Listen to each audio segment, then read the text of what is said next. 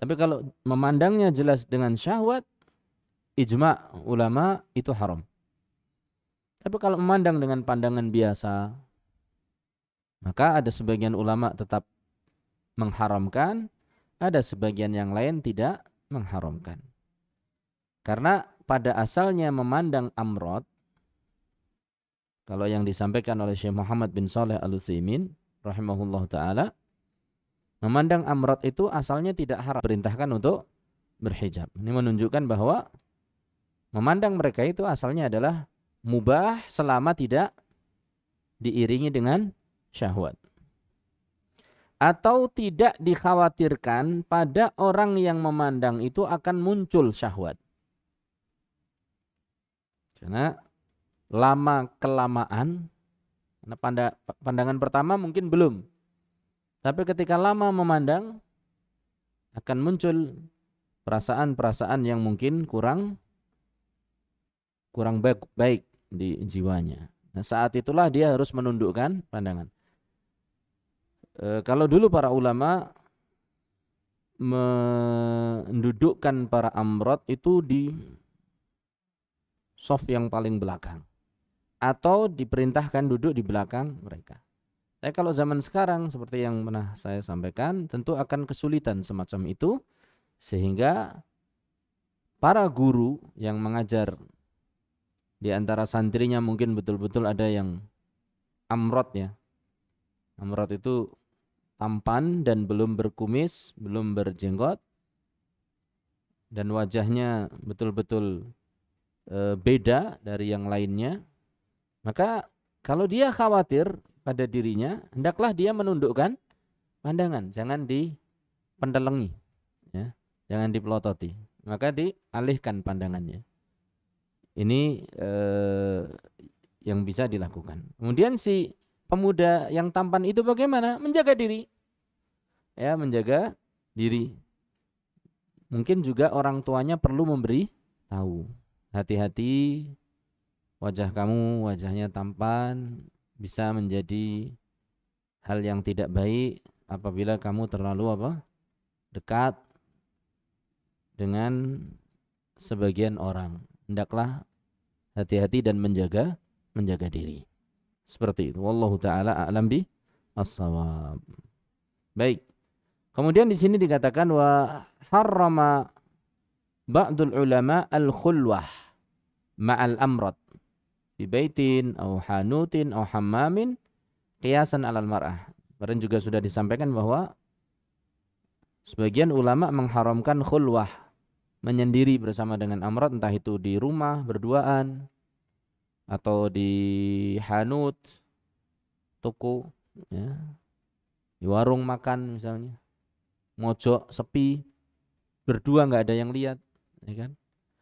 Au hamam, atau masuk pemandian misalnya, dan seterusnya. Ini dikiaskan kepada tidak bolehnya seseorang berkhulwah, menyepi dengan wanita. Berdasarkan sabda Rasul sallallahu alaihi wasallam, ma khala rajulun bimra'atin illa kana syaitanu thalithahuma.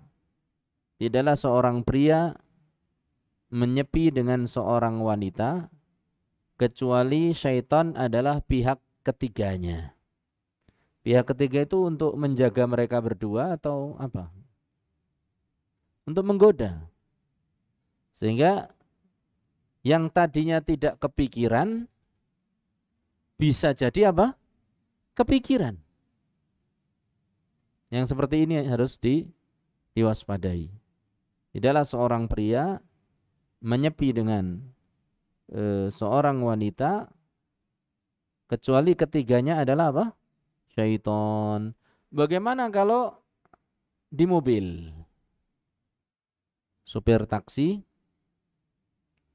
tiba-tiba disetop oleh pelanggan wanita. Saya pribadi memilih pendapat yang mengatakan bahwa kehati-hatian lebih utama. Kehati-hatian lebih utama. Karena toh insya Allah pelanggan masih banyak. boleh dikatakan pelanggan tidak selebar daun kelor. Ini bagi sopir. Bagaimana halnya dengan wanita yang akan menumpang dan dia butuh untuk pergi? Wallahu ta'ala a'lam bisawab. Sebagian ulama menerapkan syarat yang berat. Sebagian ulama menerapkan syarat yang berat. Agar wanita itu bisa menumpang. Yang pertama ada hajat yang mendesak. Mungkin seorang ibu-ibu tidak ada yang mengantarkan, dia segera butuh menuju ke rumah sakit,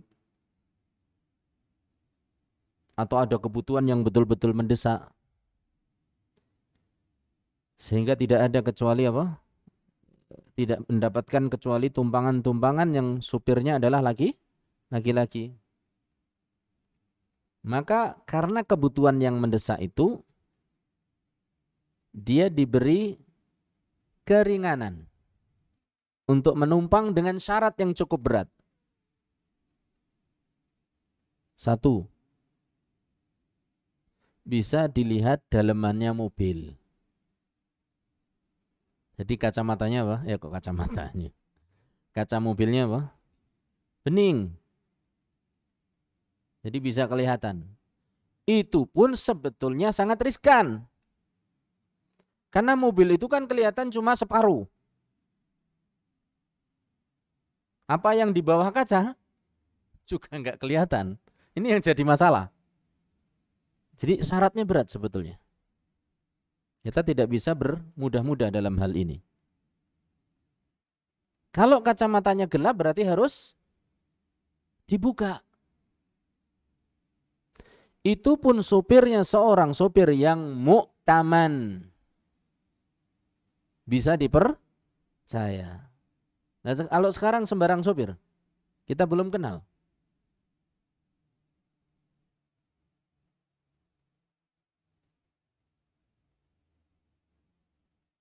Penampilan pertama mu'taman.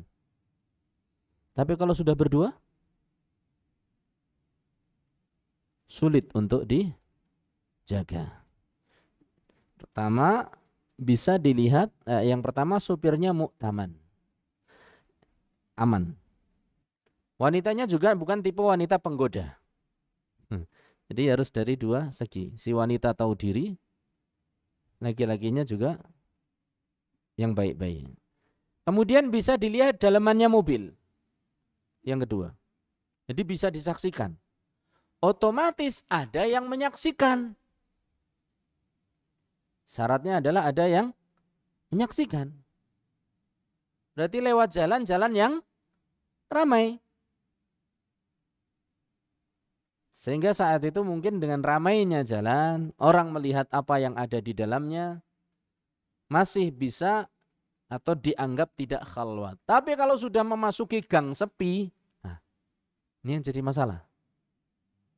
Atau jalan kampung, ini juga jadi masalah.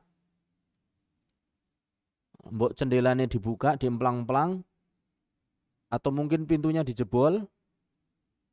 Tapi kalau jalanan sepi, jadi khalwat. Jadi kenapa harus bisa dilihat dalaman mobil? Supaya itu tidak khalwat. Maksudnya begitu. Supaya tidak khalwat. Kemudian untuk dikatakan tidak khalwat, syarat berikutnya, yang kedua, bisa dilihat dan bisa didengar apabila terjadi percakapan. Nah ini yang sulit.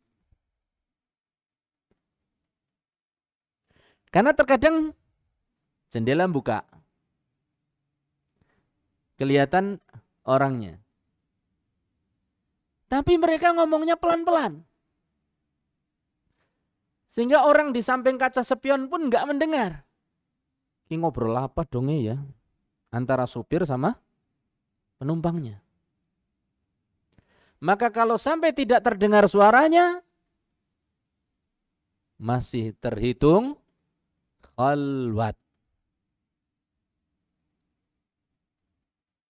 Ini sulit untuk diterapkan. Kecuali kalau prakteknya, mau kemana Bu? Bundaran UGM. Lo anu sakit apa? Iya. Lo bukannya kerja Sarjito? Enggak. Jadi teriak-teriak. Wong kita itu nyapa orang di luar mobil dalam kondisi jendela terbuka, dengar nggak biasanya? Nggak dengar. Apalagi kalau gimana kabarnya Jeng? Jengkang apa? Jadi percakapan nggak kedengaran. Maka yang seperti ini masih terhitung apa?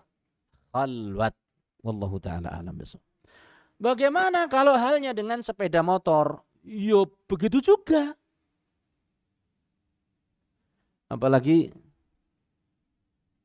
kemungkinan untuk bergesekan badan walaupun terhalang oleh pakaian itu lebih besar daripada pergesekan ketika naik kendaraan mobil.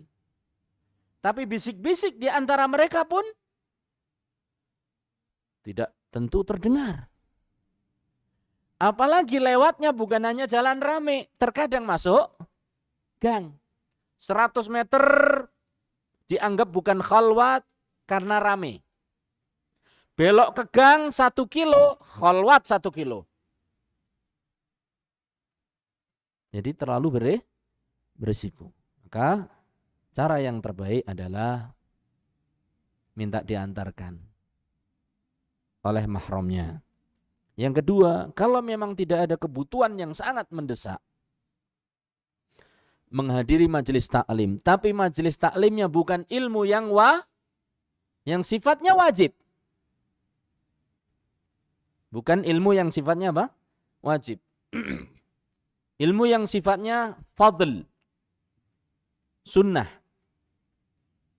Maka dalam hal ini masih bisa dihindari. Apalagi zaman sekarang, walhamdulillah, maksudnya masih bisa dihindari, tidak harus kita memaksakan diri untuk naik ojol dengan dibonceng laki-laki bukan mahram, atau taksi dengan sopir yang bukan mahram. Dia mendingan tinggal di rumah dan masih bisa mengikuti lewat online. Yang bisa manggil ojol berarti insya Allah bisa menyaksikan secara online.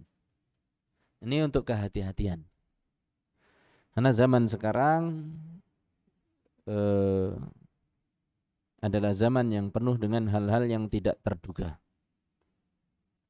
Dan wanita memang betul-betul menjadi masyru', proyek perusakan yang dilancarkan oleh syaitan. Fa innal mar'ata idza kharajat istashrafaha syaitan.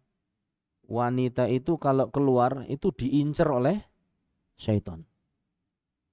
Maka hati-hati, ya. Wallahu taala a'lam bi as-shawab. Nah, ini masalah menyendiri. Jadi syaitan itu akan berusaha merusak.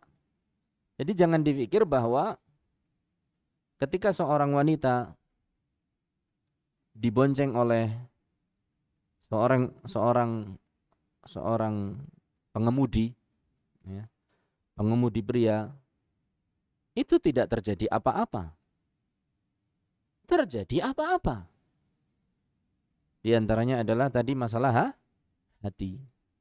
Kita tidak tahu apa yang ada di benak si pengemudi. Apalagi mungkin sebagian wanitanya bercadar. Maka si pengemudi mungkin akan penasaran. Ini penumpangku kayak ngapa dong ya? Belum lagi nanti kaki, kalau sepeda motor ya, apalagi sepeda motornya kecil. Lutut kita ini, karena kita sering naik ojol atau dibonceng teman itu. Walaupun sudah mundur, ya kaki kadang nyenggol. Jadi kita butuh berapa tas untuk menghalangi? 3. 1 di depan, 2 di kanan, kiri. Itu kalau mau dihalangi pakai apa? Tas. Belum nanti kalau gaduan helm, tuk, nah gitu. Jadi masih banyak sisi-sisi yang harus kita perhatikan. Dan kalau istri bertanya tentang boleh nggak Mas saya pakai ojol karena Mas nggak bisa ngantar, maka kita sarankan kalau memang pengajiannya kalau saya bisa maka saya antarkan. Kalau saya nggak bisa, tunggu saya bisa. Kalau saya bisa, saya antarkan. Kalau saya nggak bisa, tunggu saya bisa. Gitu aja. Itu lebih aman insyaallah taala, ya. Kalau saya ingin ikut pengajian bisa lewat online. Nanti nggak dapat pahala. Kata Rasul sallallahu alaihi wasallam kepada para sahabat yang tidak bisa mengikuti peperangan. Ya, perang Khan, perang Tabuk. Ada para sahabat yang tidak bisa mengikuti perang apa? Tabuk. Ditinggal di Madinah. Akhirnya Rasul sallallahu alaihi wasallam berjalan dengan pasukannya. Di tengah perjalanan kata Rasul sallallahu alaihi wasallam kepada sahabatnya, para pasukan yang ikut beliau, kata beliau, inna bil Madinah rijalan. Sesungguhnya di kota Madinah ada sekelompok orang, kelompok pria, sahabat-sahabat kalian. Apabila kalian menempuh satu perjalanan, menuruni satu lembah, mendaki satu bukit, maka mereka akan mendapatkan pahala seperti yang kalian dapatkan. Mereka tidak bisa ikut karena terkena udzur. Masirtum wadiyan, masirtum masiran wala qata'tum wadiyan illa kanu ma'ahum fil ajr. Illa kanu syarakukum fil ajr. Atau kama qala sallallahu alaihi wasallam. Jadilah kalian menempuh satu perjalanan, mendaki satu atau menuruni sebuah lembah, menaiki bebukitan, kecuali mereka yang di Madinah berserikat dalam pahala, sama pahalanya dengan kalian. Hanya saja mereka terhalang oleh udzur. Jadi kalau memang tidak bisa ngaji secara langsung, karena tidak ada yang mengantarkan, dan sifat pengajiannya bisa didapat secara online, walhamdulillah, insya Allah masih bisa dapat pahala. Ya. Maka saran saya pada para ummahat, pada akhwat, pada para suami, untuk tidak bersegera membolehkan pasangannya atau anak gadisnya untuk menaiki apa? Ojek yang bukan mahramnya. Adapun kalau ojol itu bapaknya sendiri, kan? Suaminya sendiri, Pak Dene dhewe, Mbah Buyute dhewe niku nggih mboten napa-napa insyaallah. Mbah Buyut itu apa? Kakek buyutnya. Ngendi, Nduk? Ngaji, Mbah. Yo tak terke. Ning aku ora iso ngeslah le, Nduk. Enggak bisa apa? Ngeslah. Karena sudah terlalu apa? Tua. Mudah-mudahan Allah memudahkan urusan kita semuanya. Ini tentang masalah amrod, ya, tentang masalah amrod. Jadi sekali lagi ya, kalau mau kalaupun mau naik kendaraan, bukan hanya turunkan kaca atau pilih kaca yang bening atau duduknya di belakang, tapi ada satu kondisi dan 2 syarat yang ketat. Kondisi yang pertama adalah tadi, supirnya bisa kita pastikan orang yang muktaman, terpercaya. Dia tidak akan curi-curi pandang kepada si wanita. Si wanitanya sendiri juga mu'tamanah, wanita yang terjaga. Bukan wanita yang la tarut yadalamisin, tidak menolak siapa saja yang memegangnya. Bukan tipe wanita itu. Kemudian syaratnya ada orang yang melihat dan menyaksikan. Sehingga mobilnya harus bisa dilihat dari luar. Dan lewatnya berarti harus di jalan-jalan yang ramai. Makanya kalau sebagian ramai, kemudian sebagian kosong, maka yang ramai nanti dihitung bukan khalwat dengan syarat ini loh. Nanti mungkin masih ada sisa satu syarat lagi. Tapi yang sepi dia khalwat. Kemudian yang syarat yang kedua adalah bisa terdengar percakapan di antara keduanya. Bukan karena suudzon kepada dua orang ini, tapi semua itu adalah tujuan syariat untuk memberikan perlindungan dan pengamanan kepada kaum wanita. Dan juga kaum laki-laki. Entah wanita yang jadi korban atau laki-laki yang tergoda. Dan itu banyak kasus. Ya, banyak kasus waliyadu billah penumpang menjadi apa? Korban. Penumpang menjadi korban. Nas'alullah as-salamah wal-afiyah. Mudah-mudahan Allah melindungi kita. Baik. Kemudian Al-Imam Adz-Dzahabi melanjutkan wa fil murdan man yafuqun nisaa bihusnihi. Di antara murdan, orang-orang amrod, pemuda-pemuda amrod, ada yang ketampanannya melebihi kecantikan wanita. Bihusnihi. Ya. Fal fitnatu bihi a'zamu. Maka godaan yang ditimbulkan oleh si amrod tadi justru lebih besar. Kenapa? Di antaranya adalah wallahu ta'ala a'lamu bissawab. Kalau seorang pria memandang wanita itu biasanya pandangan dengan apa? Malu-malu. Curi-curi pandang. Tapi kalau seorang pria mandang laki-laki, itu pandangannya bukan curi-curi lagi. Ngerampok. Artinya bebas, nggak ada apa? Nggak ada menghalang, ngobrol berdua, saling. Nggak ada masalah. Tapi kalau yang jadi lawan bicara itu adalah seorang amrod, dari sisi inilah jauh lebih berbahaya.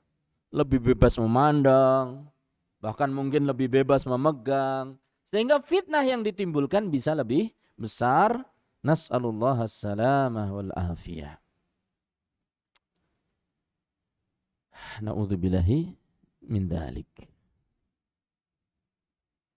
Pada beberapa kasus, pelaku itu sudah beristri. Dan juga bahkan punya keturunan, punya anak. Na'udzubillahi min dzalik. Mudah-mudahan Allah menjaga diri kita, keluarga kita, anak kita, dan keturunan-keturunan kita. Allahumma amin. Dan juga kaum muslimin. Alhamdulillahilladzi afana mimma ibtalahum bihi wa faddalana ala kathirin mimman khalaqa tafdila. Sudah berkeluarga.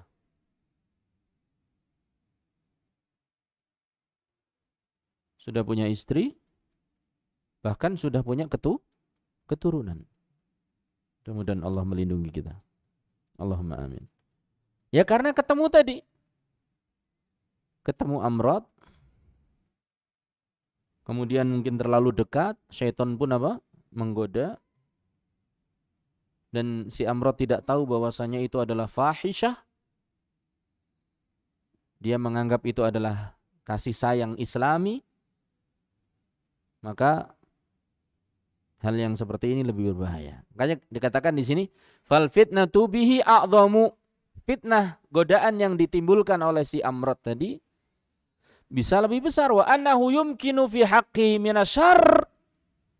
Dan bahwasanya kemungkinan terjadi keburukan pada diri si amrod dan orang yang bergaul dengan amrod tadi, kemungkinan terjadi keburukan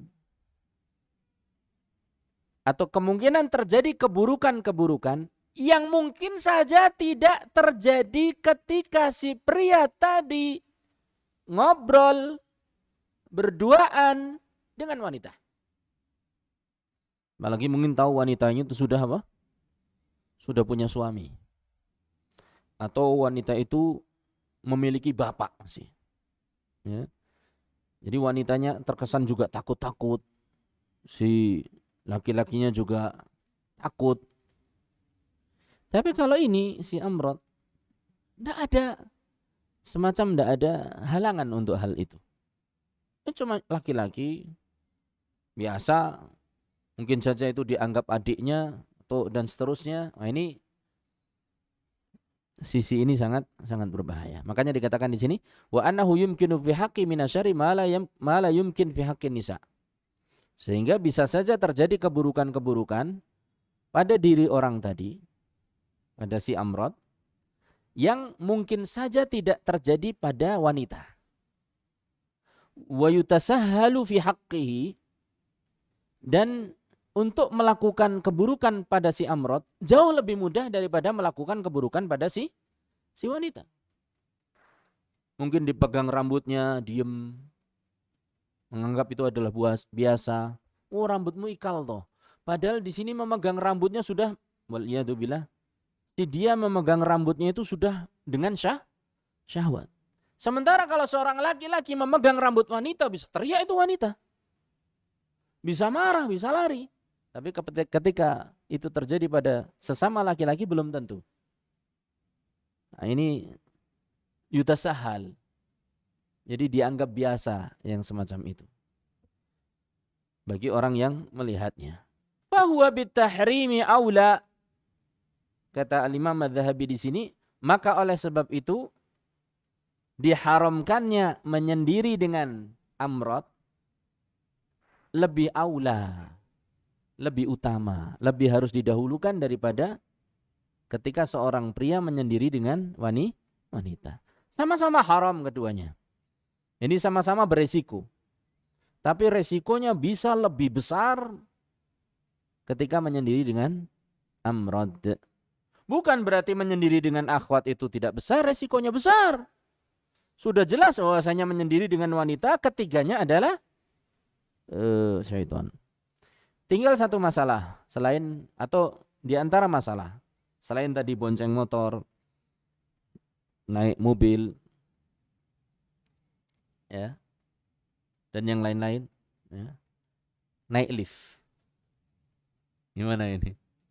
Sama-sama menghadang lift. Ternyata teman menghadangnya adalah wanita. Bagaimana? Pintu lift terbuka, sepi. Kita tetap masuk lift bersama dia atau bagaimana?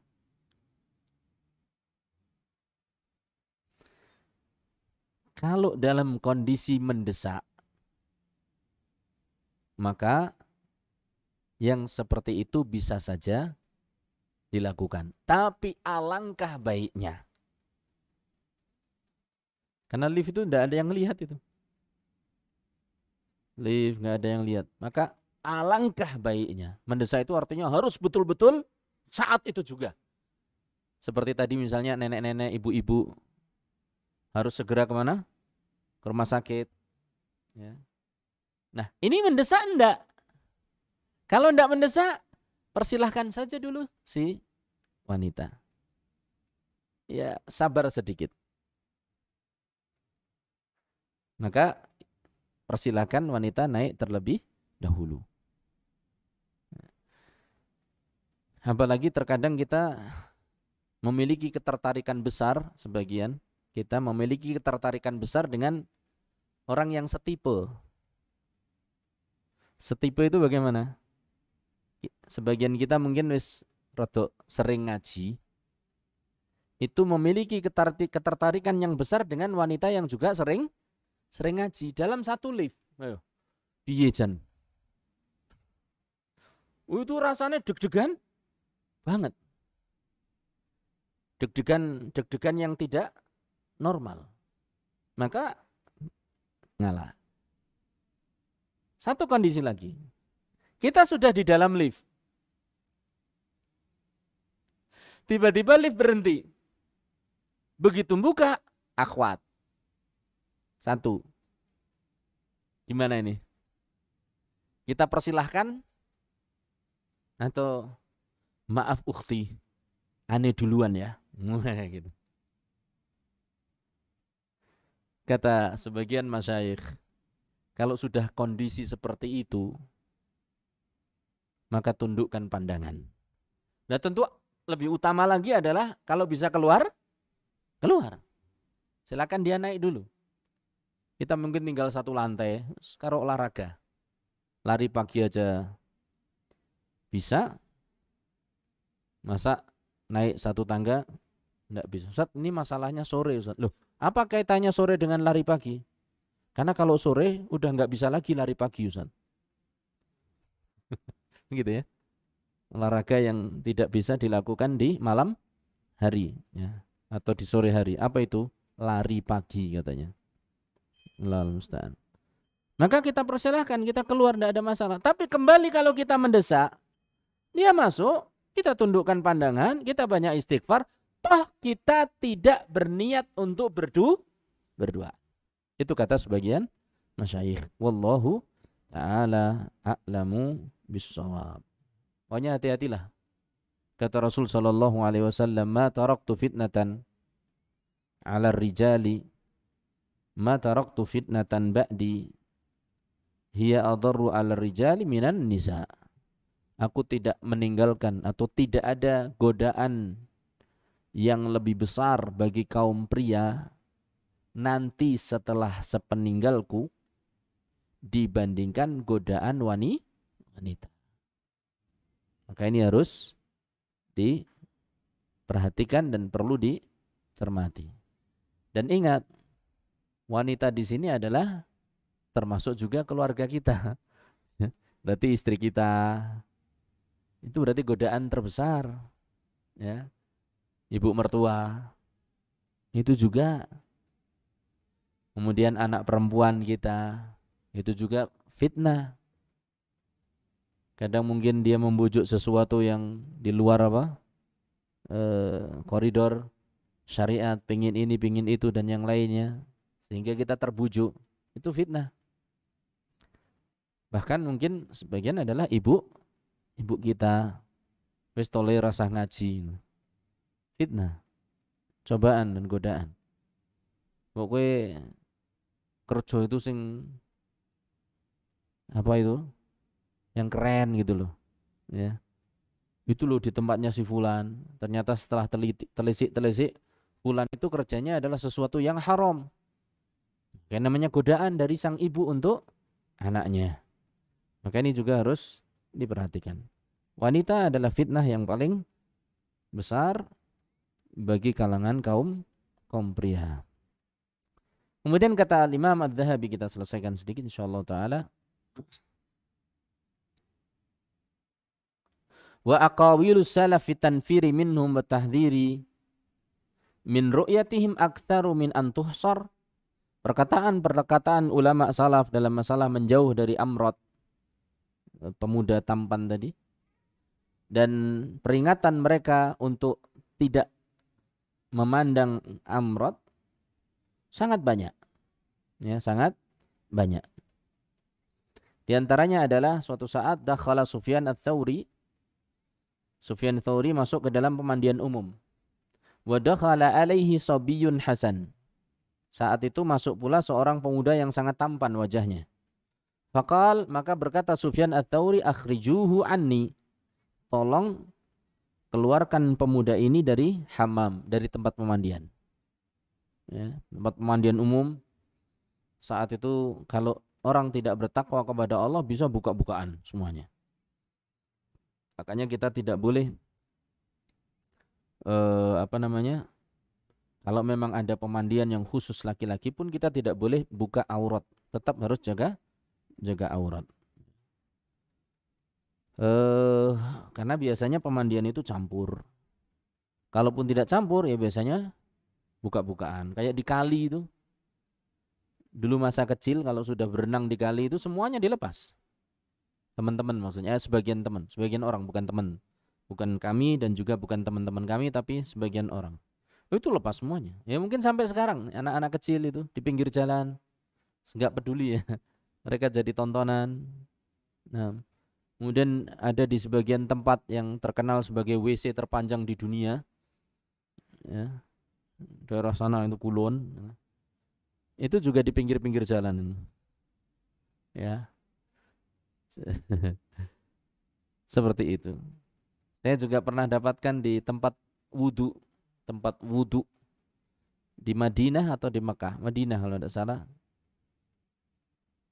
Itu bapak-bapak sebagian, salah seorang bukan sebagian, salah seorang jemaah haji itu mohon maaf cuci di situ, cuci dalam tanda petik ya, di tempat wudhu. Saya bilang, Pak, ini bukan tempat cuci, mohon maaf Pak, tempat cuci di sebelah sana. Dia lagi megang gini menghadap ke keran. Tiba-tiba dia balik ke arah saya sambil tetap kainnya di belakang begini ya. Menghadap loh. Pak, itu. Jadi baliknya itu kainnya di belakang tubuh, paham nggih? Ya. Oh, saya enggak buang-buang kok di sini. sambil menghadap saya. Lah piye iki? Buka aurat itu bagi sebagian lingkungan adalah satu hal yang sangat biasa. Termasuk dulu orang-orang Yahudi Bani Israel, itu kebiasaan mereka apa? Mandi telanjang di kali. Sementara Nabi Musa tidak pernah membuka auratnya. Dan tidak mau mereka campur. Nabi Musa tidak mau campur dengan orang-orang Yahudi. Maka orang-orang Yahudi pun itu menuduh Nabi Musa ada kelainan. Sehingga dengan hikmah Allah, apa yang terjadi? Ketika Nabi Musa mandi sendirian di ujung kali, dia letakkan kainnya di atas batu. Batunya lari. Lari itu ya kendang gitu ya. Dikejar Nabi Musa. Melewati perkampungan orang Yahudi. Ya hajar. Akhirnya dihajar itu batu. Sampai apa? Pecah. Dari situlah orang-orang Yahudi mengatakan, oh ternyata salah perkiraan kita. Dengan hikmah Allah. Jadi mereka, para anbiya juga menjaga diri. Tapi orang-orang Yahudi biasa. Dan mungkin sebagian kampung itu biasa seperti itu. Mandi bersama. Saling melihat satu sama lain. Nas'allah as-salamah wal afiyah. Dulu di kampung kita para remaja itu biasa begitu. Alhamdulillah kita nggak ikut-ikutan. Ya. Jadi kok kayaknya masih ada rasa apa? Malu gitu ya. Masih ada rasa malu. Alhamdulillahirabbil alamin. Jadi begitu. Di Hamam Sufyan Ats-Tsauri perintahkan pemuda itu dikeluarkan. Akhrijuhu fa inni, kata beliau, keluarkan pemuda itu, fa inni ara ma'a kulli imra'atin syaitana, karena aku melihat kalau wanita itu diiringi oleh seekor setan untuk menggoda, untuk mengincar dia. Wa ara ma'a kulli sabiyyin hasanin bid'atun atau bid'atu asyar syaitanan. Sementara apabila itu adalah pemuda yang tampan, amrot maksudnya, diiringi belasan syaitan untuk menggoda. Ya, wallahu taala a'lam bi. Sudah Isya. Saya kira ini yang bisa kita sampaikan, walaupun sebetulnya masih ada yang berkaitan dengan ini. Insyaallah taala akan kita genapkan pembacaannya pada pertemuan yang akan datang. Pertemuan yang akan datang insyaallah itu pertemuan apa istilahnya? Pertemuan penutup sebelum masuknya Ramadan ya. Pertemuan penutup sebelum masuknya bulan Ramadan. Mudah-mudahan Allah berkahi, mudah-mudahan Allah mudahkan. Alhamdulillah kita bisa menjalankan kajian ini sampai hampir 2 tahun ya kalau tidak salah. Setahun lebih ya, udah hampir 2 tahun, tidak terasa ya. Padahal kita duduk tapi waktu terus berjalan. Mudah-mudahan Allah berkahi, mudah-mudahan Allah tumbuhkan menjadi ilmu yang bermanfaat dan menumbuhkan amal yang soleh. Allahumma amin. Demikian sallallahu ala nabiyyina Muhammad walhamdulillah rabbil alamin. Subhanakallahumma bihamdik asyhadu an la ilaha illa anta astaghfiruka wa atubu ilaik. Assalamualaikum warahmatullahi wabarakatuh.